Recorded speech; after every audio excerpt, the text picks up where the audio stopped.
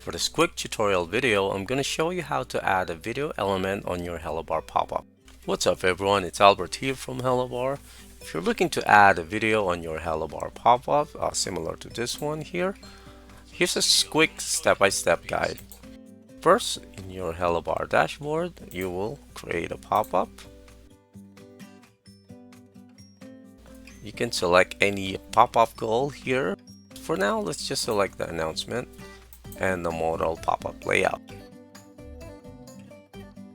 So let's select one here. Let's say this one.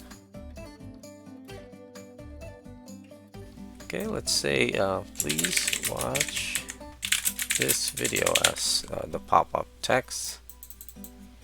And we can disable the headline and the default countdown timer. Now you just hit enter and select the video icon. Then you will paste here your video link.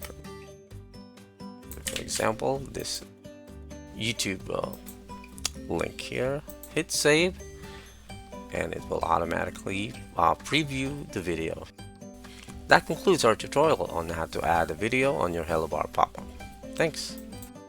Try Hello Bar now and convert more than 83% of your site visitors into leads, subscribers, and buyers. Thank you for watching.